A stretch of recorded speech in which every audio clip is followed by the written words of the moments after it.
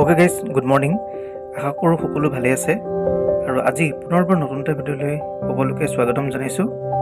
যিহেতু পূজাৰ বতৰ আৰু বছৰটোৰ প্ৰথম পূজা হিচাপে যিহেতু গণেশ পূজা পতা হয়, আৰু এই ভিডিঅ'টো মই হায়দৰাবাদ থাকোঁতে বনাইছিলোঁ। আৰু এই ভিডিঅ'টোৰ জৰিয়তে কিছু স্মৃতি মই ৰাখি থ'ব বিচাৰিছোঁ আৰু লগতে আপোনালোককো দেখাব বিচাৰিছোঁ। আশা কৰোঁ সকলোৱে ভিডিঅ' চাই ভাল পাব।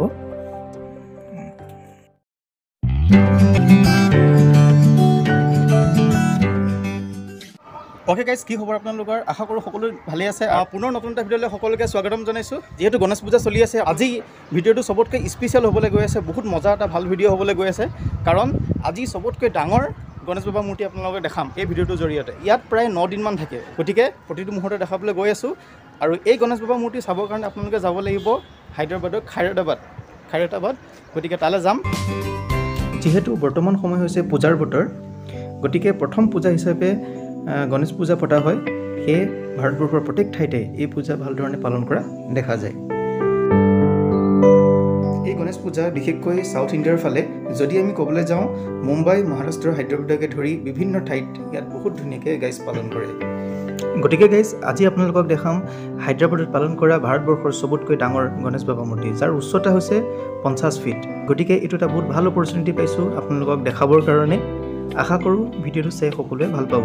গতিকে গাইজ, আজি গণেশ পূজাৰ প্ৰথমটো দিন হিচাপে ইয়াত কি ধৰণে পালন কৰিছে, ইয়াৰ কিছু মুহূৰ্ত আপোনালোকক এই ভিডিঅ'টোৰ জৰিয়তে দেখাই ল'ব বিচাৰিছোঁ। পূৰা আই এম ৰেডি যাবৰ কাৰণে। গতিকে আমি যাম পূৰা একেলগে ড্ৰেছ কৰি ৰেডি। অ'কে গাইজ, আমি এতিয়া গৈ আছোঁ লাহে লাহে।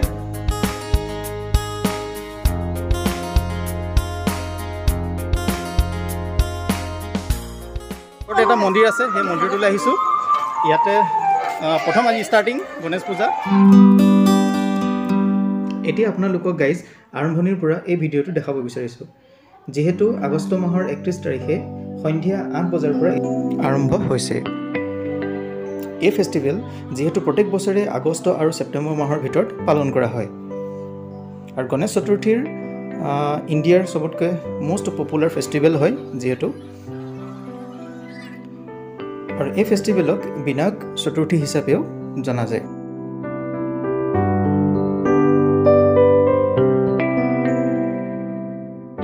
আৰু গাইজ, এই ফেষ্টিভেল যিহেতু গণেশ বাবাৰ জন্ম উৎসৱ হিচাপে প্ৰত্যেক বছৰে পালন কৰা হয়,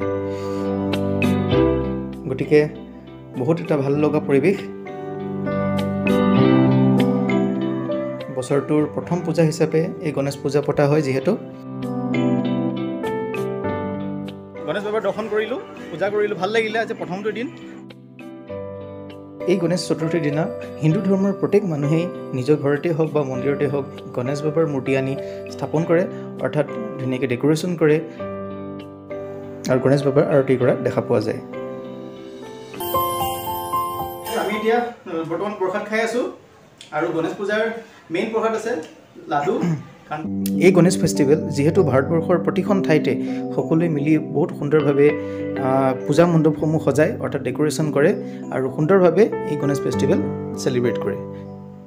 গতিকে গাইজ, আজি আপোনালোকক দেখাম ইয়াৰ ওচৰতে থকা কেইখনমান পূজা মণ্ডপ। আমি নেক্সট পূজালৈ আহিছোঁ। আজি যিহেতু মানুহ নাই, প্ৰথমটো দিন হয়। যিহেতু গাইজ 1893ত Indian freedom fighter Lokmanya Bal Gangadhar Tilak, চমুকৈ লোকমান্য তিলক, তেখেতে প্ৰথম ষ্টাৰ্ট কৰিছিল এই গণেশ পূজা। আৰু তাৰ পাছতেই এই গণেশ পূজা অৰ্থাৎ গণেশ চতুৰ্থীক নেশ্যনেল ফেষ্টিভেল হিচাপে ঘোষণা কৰে। মই এতিয়া নেক্সট পূজালৈ আহিলোঁ, আৰু পূজাত আহি পিনে ইমান ভাল লাগিছে। আৰু এইফালে আপোনালোকে দেখাই দিম।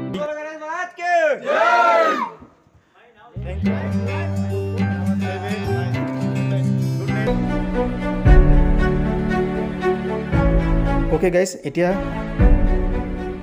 ইয়াৰ ওচৰতে থকা আন এখন পূজা মণ্ডপত আমি আহিছোঁ। এই পূজা মণ্ডপবোৰ বহুত ধুনীয়াকৈ ইয়াত সজাইছে, অৰ্থাৎ ডেক'ৰেশ্যন কৰিছে, যথেষ্ট ভাল লাগিছে। আৰু পূজা মণ্ডপত সোমাই প্ৰথমতে ইয়াত দেখা পাইছোঁ প্ৰত্যেক ভগৱানৰ অৱতাৰসমূহ ইয়াত সুন্দৰভাৱে প্ৰদৰ্শন কৰা হৈছে। তাৰোপৰি এই দৃশ্যটো এবাৰ মন কৰক গাইজ, সঁচাকৈ বহুত এটা ভাল লগা দৃশ্য বুলি ক'ব লাগিব।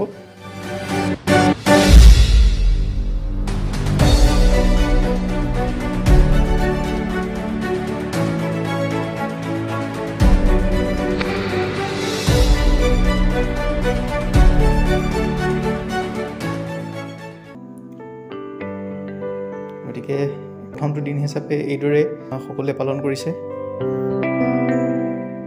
যিহেতু সকলোতে যোৱা সম্ভৱ নহয়, যিমানটো পাৰোঁ আপোনালোকক দেখাবলৈ চেষ্টা কৰি আছোঁ।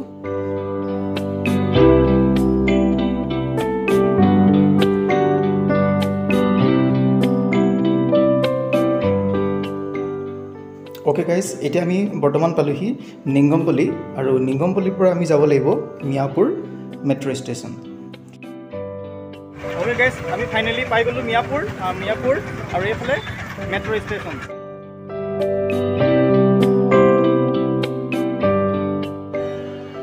আৰু মিয়াপুৰ পোৱাৰ পাছতেই বৰ্তমান ইয়াত চিকিউৰিটি চেক হ'ব। এতিয়া আমি ইয়াত টিকেটটো কাটি লওঁ, এজনৰ 50 টকাকৈ হয়। অ'কে গাইজ, এই হৈছে মিয়াপুৰ মেট্ৰ' ষ্টেচন। যিহেতু খাইৰাদাবাদ যাবৰ কাৰণে কেইবাটাও অপশ্যন আছে, ইয়াত গাড়ী মটৰ কোনো প্ৰব্লেম নাই। আৰু এতিয়া আমি যাম মিয়াপুৰ মেট্ৰ' ষ্টেচনৰ পৰা খাইৰাদাবাদ, যাৰ ডিষ্টেঞ্চ হৈছে 14.5 কিলোমিটাৰ। অ'কে গাইজ, ফাইনেলি আমি পাই গ'লোহি খাইৰাদাবাদ। অ'কে গাইজ, ফাইনেলি আমি পাই গ'লোঁ খাইৰাদাবাদ, য'ত আপোনাৰ গণেশ পূজা হৈ আছে।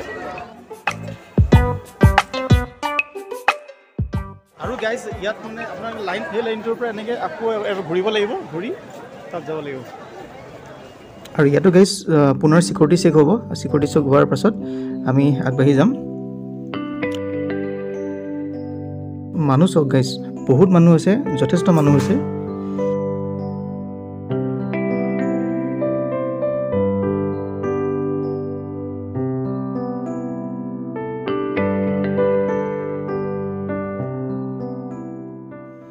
অ'কে গাইজ, ফাইনেলি আপোনালোকক দেখাবলৈ ওলাইছোঁ ইণ্ডিয়াৰ চবতকৈ ডাঙৰ গণেশ বাবাৰ মূৰ্তি। গতিকে এইখিনিতে আপোনালোকে এটা ৰিকুৱেষ্ট কৰোঁ, যদি আপোনালোকে ভিডিঅ'টো চাই ভাল পাইছে প্লিজ লাইক কৰিব, আৰু আপোনালোকে যিমান পাৰে শ্বেয়াৰ কৰিব, কাৰণ আপোনালোকৰ এটা শ্বেয়াৰে আমাক যথেষ্টখিনি হেল্প কৰিব। আৰু যিসকল নতুনকৈ আমাৰ চেনেলত ভিজিট কৰিছে, অৰ্থাৎ ভিডিঅ'সমূহ চাইছে, প্লিজ আপোনালোকে চেনেলটো ছাবস্ক্ৰাইব কৰি আমাক ছাপোৰ্ট কৰিব বুলি আশা ৰাখিছোঁ। আৰু যিসকলে বৰ্তমান আমাক ছাপোৰ্ট কৰিছে তেখেতলোকক পুনৰবাৰ বহুত বহুত ধন্যবাদ। অ'কে গাইজ, এয়া হৈছে আপোনালোকৰ সন্মুখত দেখাই আছোঁ ভাৰতবৰ্ষৰ চবতকৈ ডাঙৰ গণেশ বাবাৰ প্ৰতিমূৰ্তি। এই গণেশ বাবাৰ মূৰ্তি কমপ্লিট কৰোঁতে প্ৰায় 3 মাহ সময় লাগে। জুন, জুলাই এণ্ড আগষ্ট 3 মাহ পৰ্যন্ত চলি থাকে কাম। আৰু গাইজ, এই প্ৰতিমূৰ্তি বনোৱাৰ ক্ষেত্ৰত টোটেল খৰচ হয় প্ৰায় 1,20 লাখ টকা।